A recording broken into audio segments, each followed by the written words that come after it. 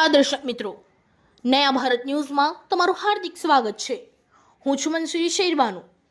ડભોઈ નગરપાલિકાની મેલેરિયા શાખા દ્વારા ડભોઈના વિવિધ વિસ્તારો મહુડી ભાગોળ, રેલવે, નવાપુરા, સુંદરકુવા, ચતુરભાઈની ચાલી, સોની ફળિયું, તમાકુ આઘા અને સોસાયટી વિસ્તારોમાં ડભોઈ નગરપાલિકાના મેલેરિયા શાખાના ઇન્સ્પેક્ટર રાજેશભાઈ કટારિયા દ્વારા તેઓની ટીમને સૂચના અપાતા વિવિધ ડભોઈના વિસ્તારોમાં ઉનાળાની શરૂઆત પહેલા જ રાત્રિ દરમિયાન મેલેરિયા વિભાગ દ્વારા ફોગિંગ મશીન દ્વારા જંતુનાશ કરવાની દવા છાંટવામાં આવી।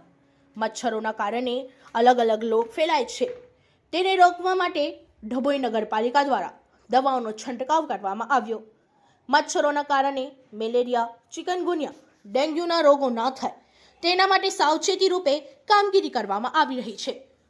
ડભોઈ શહેરની આસપાસમાં આવેલી ખુલ્લી કાસોના કારણે મચ્છરોનો પોઘરો વધુ પ્રમાણમાં થતો હોય અને હાલ ઉનાળો શરૂ થઈ રહ્યો છે, જેને લઈને મચ્છરોના ત્રાસથી નગરજનો હેરાન પરેશાન થઈ ગયા હતા।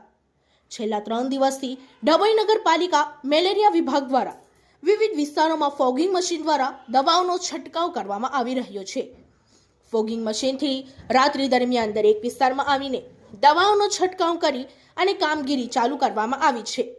નગરજનોને મચ્છરોના ત્રાસથી બચવા માટે નગરપાલિકા મેલેરિયા શાખા દ્વારા કામગીરી કરવામાં આવી રહી છે। Bureau report Lalabhai Bhatiyara.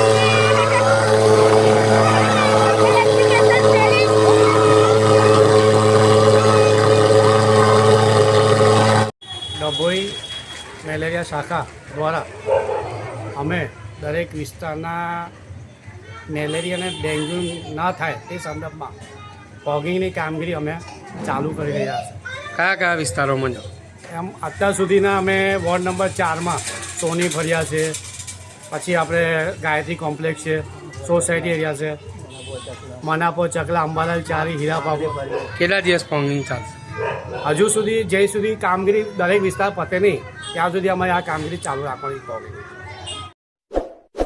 इस वीडियो को लाइक करें, हमारे चैनल को सब्सक्राइब कर बेल आइकन जरूर प्रेस करें